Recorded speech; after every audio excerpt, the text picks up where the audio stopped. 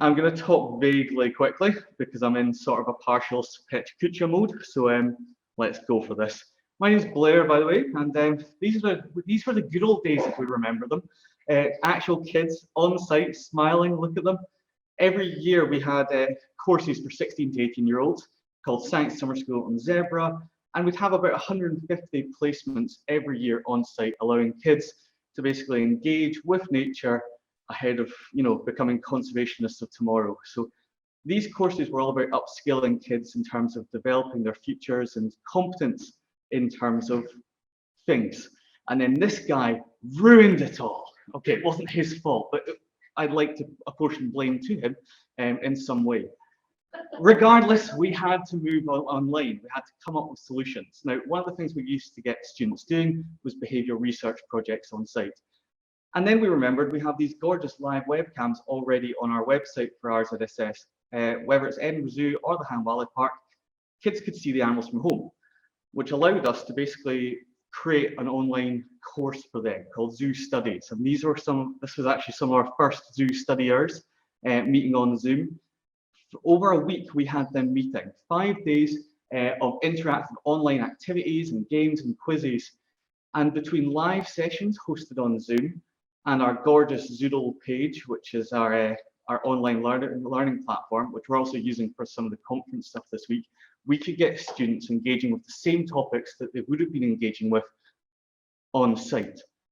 So we actually created 4 modules allowing students to basically get experience in behavioral research using our live webcams, getting an idea about the conservation work that our zoo and other zoos are engaging with around the world. Module 3, looking at animal welfare, and also module 4, looking at zoo design.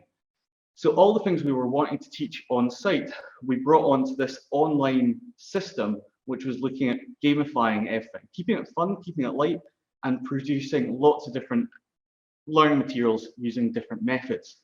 We also did an assessment, so successful completion of our Zoo Studies course online would earn the students a Zebra Award to add to their CV. That assessment included 5 assessments. Basically, the first 2 were to do with their behavioral research task. We wanted them to submit their graphs and a 300-word abstract about their research project. And then we had 3 additional zoo design tasks, getting students to think about welfare and our role as a visitor attraction by creating their own enrichment, enclosure designs, and interpretation design. And between these 5 assessments, if they completed all 5 assessments, we would hand them a Zebra Award virtually. These are actually some of our gorgeous bits of evidence that we collected as part of those assessments. We had over 500 unique projects completed by students at home online, basically. So some amazing work that they did there. Now, in terms of the feedback and impact, it's been really good. It made a bit of money for our charity. We weren't looking for it to make a profit, but it made almost, 5 grand. 98 Zebra Awards were handed out, the Zoo Environment Behaviour Research Award. 98 were handed out of 113 learners. 58% had never actually researched animals before, so we were providing new experiences for these very motivated learners. And also the feedback's been great, averaging 9.4 out of 10 for value for money and 9.6 out of 10 for usefulness. So really we're ticking a lot of the boxes our users were wanting us to do and reaching new audiences at the same time. 18% had never visited Edinburgh Zoo. Over half had never visited our sister site, the Han Valley Park, and 1 had never actually been to any zoo ever before in their life, so that was great. And we also saw a measurable increase in nature connectedness, around about 11%. But we had this continual engagement with students online over the course of a week. Now, we measured nature connectedness in a few different ways. This was our actual own system, our free animals test, showing them at the start and the end of the week a pre and post survey, 1 to 10, how emotionally connected are you to Mowgli the jaguar, who wasn't mentioned or studied throughout the week, Ratana the sun bear, who was mentioned but not studied, and Snowflake the gentoo, who was mentioned and studied through the behaviour research task as part of their pilot study on the course. Now, what we saw was that actually, at the end of the week, we saw Mowgli the jaguar, who we didn't even mention. He doesn't live at Edinburgh Zoo anymore. He went up by 7% in terms of their emotional connection. Double for Ratana, who was mentioned in storytelling, but triple an increase in Snowflake, who was mentioned and directly studied. So we thought it was really interesting that we saw this larger increase in the animals which were actually directly being researched by the students, not just involved in our storytelling. Now, as well as this free animals test we came up with, we were also using more traditional recognized methods of measuring nature connectedness. The NCI and INS scores, general idea of that graph, they both improved, yay. Okay, so we saw an improvement pre and post. Actually, those improvements were statistically significant. So we genuinely saw a really good increase in engagement, and we compared it to our on-site alternatives. So Science Summer School, that original that we do, we compared with Zoo Studies, and both have shown actually quite comparable improvements in nature connectedness with the students who are engaging with us, which is what we want as a charity. It's one of our objectives. Online numbers have been reducing though. In spring 2021, we had 56 bookings. In summer, that went down to 27. So there is that possibility that actually the market's already tapping out. And fewer learners were actually reaching the end of our online course compared to on-site. On-site, everyone sticks through to the end. Online, we actually saw only 85% reach the end. So a little bit of concern that we need to look into in the future. What I'd like you to do in the remaining time though, is I would like you to actually calculate your own nature connectedness index score. This is a little chart that will help you do it. Write it down on a piece of paper, do it on your phone, whatever. But the idea is that, look at that first statement, I always find beauty in nature. If you completely disagree with that, give yourself 0 points. If you disagree, say 2. I'd be surprised if it's you guys though. If you agree, 5. If you completely agree, 15. Give yourself a score at the end. And do the same thing for each of the 6. I always treat nature with respect. Do you completely agree, disagree? Do you completely agree, or somewhere in between? Being in nature makes me feel happy. Spending time in nature is very important to me. I find nature, being in nature really amazing. Do you agree or not? And I feel part of nature. Now, this is what we call the Nature Connectedness Index. Richardson et al. 2019, look it up if you like. But the idea is that it will give every individual a score between 0 and 100, which signals how connected to nature they feel. Now, the national average is 61, seemingly. What I'd like you to do, if you can, calculate your own score. So 0, 1, 2, 3, 5, 6, 9, or 15 for the first one, and so on. But what I want you to do is I want you to calculate your score and then write it down, because we're going to share it with each other shortly. This is only the first half of the presentation. The second half, I'm going to be taking you on to Mentimeter soon. So if you do make sure that you've got your phone ready, the phone will be really useful for you to, well, basically log on to Mentimeter separately from your screen you're watching on and input your scores. So as I say, I'm just going to give you that time to have completed your nature connectedness scores. I hope you got that. We also calculated in a second method how NCI is one. This is inclusion of nature and self. It's a bit simpler. Basically, look at the 7 images and decide which one represents your relationship with nature best. Do you feel yourself completely separate, like in 1? Do you feel that yourself and nature partially overlap, or do you feel completely at one with nature, in which case you're looking at 7? So the idea is we get students to basically before and after state which of these 7 they most relate to. Now, once you've chosen your own, I'd like you to get yourself onto menti.com on your smartphone. You got one. I'm doing it myself because it makes sure that I know it's working.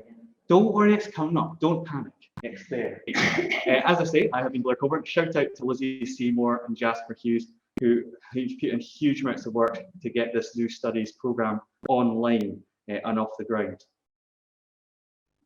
Now, whilst you are joining me on Mentimeter, I'm going to quickly come out of here. I'm going to go on to up here, and I'm going to press present. And you've hopefully got to the stage that you are joining me online. Now, I see some hearts and little thumbs up coming on. Again, that code is at the top. Join us on 8476 5738. menti.com, and you can start interacting with us live. Now, if you've not used Mentimeter before, it is a lovely little thing. It does require everyone to have a smartphone or device. Somehow the numbers of thumbs up are going down. I can only assume that's going because you're going on to love, rather than just giving me some really negative feedback. That's grand. Let's have a little look. Could you put in what your NCI score was? I did ask you to note it down. That was that number from 0 to 100. Could you put in what your score was? I'd then like you to, this is a bit of a memory test, tell me what the national average was. I did tell you quickly. Who was remembering what the national average was? Now you're putting this in on your phone. So hopefully you're seeing this little slidey. And on your screen, you should be seeing everyone's results coming in. I hope everyone else is really struggling to get it to the exact number they want it to get to. There we go. And there's your results coming in. So it's a nice way of just seeing everyone's data coming in live. I always love that. And then, so we see actually, you guys all, as we kind of expect, are actually above the global average of NCI. Our average that you guys remember is pretty much bang on. The correct answer was 61. It looks like we've pretty much got there out of our 29 folk who are participating right now.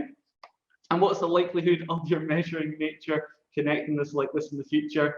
Pretty high. It's just quite a nice one of quantifying it. And as I say, we've done it in two sort of recognized ways using the NCI and the INS I'll talk about in a second. And also that sort of free animal test that we were using as well. Let's move on from this just now, though. I think you get the idea. We collected this data before and after. So we used a Microsoft Forms form and basically got this data collected. So we got the students' NCI scores without actually telling them what it was in advance. Oh, look at the love coming in, aren't you guys lovely? Can I ask what your INS score was, though? I'm intrigued. So it was a number from 1 to 7. Which of those shapes was it that you felt most like? Let's see your scores coming in. Mentimeter is just quite a nice way of collecting data, but also allowing people to actually see that data coming in.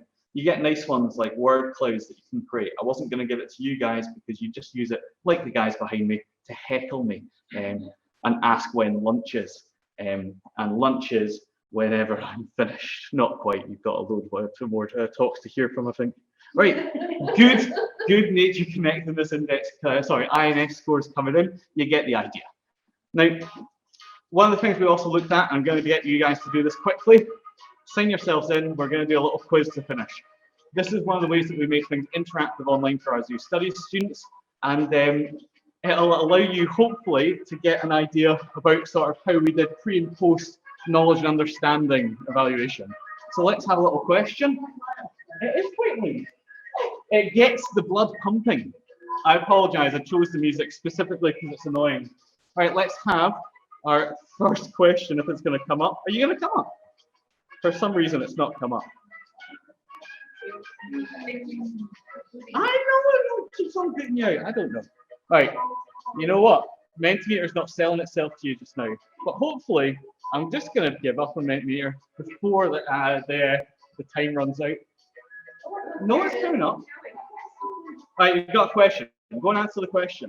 What method by which zoos and visitor attractions communicate their messages to visitors on site is known as what? Interpretation, enrichment, and enclosure, or ethology? Now, you guys don't know this, but I do. This is question 4 because Mentimeter has not been my friend right now. But we are going to find out who's got that answer correct. 34, you got interpretation. Lovely. In fact, perfect results. That's excellent. You've done a lot better than Mentimeter today. I will tell you that. Our winner, by the way, fastest answer in there, Colchester Zoo. Well done. Well done, Colchester Zoo. Less well done to Mentimeter. That was embarrassing, frankly, from Mentimeter. But I'm not taking any of that blame myself. It was totally the software's issue. Vaguely enjoyed this session.